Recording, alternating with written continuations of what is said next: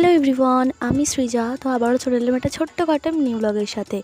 তো চলো কাকার রিসেপশনে কী খাওয়া দাওয়া করেছিলাম সেটা শেয়ার করা যাক। বিয়েতে তো করলাম, তো এবার রিসেপশনেও তো করতে হবে। তো চলো স্টার্ট করা যাক। আর আমার কাকা আর কাকিমাকে কেমন লাগছে সেটা অবশ্যই কিন্তু কমেন্ট করে বললো। তো এখানেই দেখো সবার ফার্স্ট যেমন ভেজিটেবল চপ পড়ে যায়, তো সেটাই পেয়ে গেলাম। আর তার সাথে চলে এসেছিলো স্যালাড আর কাসুন্দি। তো কাসুন্দি দিয়ে কিন্তু ভালো করে ভেজিটেবল চপটাকে খেয়ে নিলাম। আর দুদিন ধরে তো বেশ ভালোই খাওয়া দাওয়া হচ্ছে, যেহেতু বিয়েবাড়ি চলছে, বিয়েবাড়ি রিসেপশন বাড়ি মানে পরস্পর। তো এখানে দেখো কাকিমা আর একটা পিসি বসেছিল আমার সাথে। তো আর এই হচ্ছে আমার বোন, তো তাদের সাথে ভালো করে খাওয়া দাওয়া করছি। আর খেতে তো বসে এত এনজয় করেছি আমরা, বাপরে। আর এই হচ্ছে আমার মা কাকারা সব একসাথে বসেছে। তো এইখানে দেখো তারপরেই পড়ে গিয়েছিল নান আর চানা মশলা।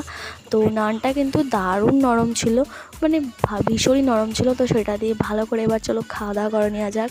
আর খেতে বসে ভিডিও করবো, এটা তো ম্যান্ডেটারি। তো যাই হোক, আমি কিন্তু কোনো ভিডিও বানাতেই পারিনি রিসেপশনের দিনকে। তো জানি না কেন, আমার কোনো মাথাতেই ছিল না। তো খেতে বসার সময়তেই ভিডিওটা করেছি। আর এখানে দেখো ফ্রাইড রাইসের সাথে কিন্তু এখানে নান নিয়েছিল, তো সেটা দেখেই কিন্তু হাসাহাসি হচ্ছিল। আমিও নিয়েছিলাম যদিও বা। তো সেটা হচ্ছে চিকেন দিয়ে খাবো করে। তো সেটা ওই কাকিমাই আমাকে বললো যে একবার নিয়ে দেখ, ভালো লাগবে।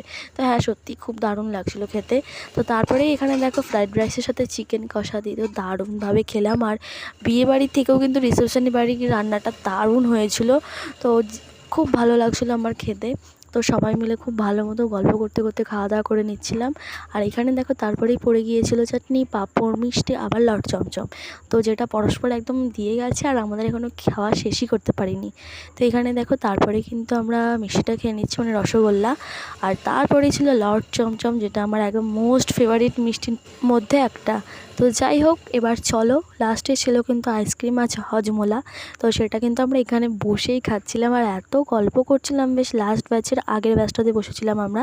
তো যাই হোক, তো এটাই ছিল লাস্ট ব্যাচ বলা যেতে পারে। তো চলো আজকের মিনি ব্লগটা এখানেই শেষ করছি। দেখা হচ্ছে নেক্সট কোনো মিনি ব্লগের সাথে।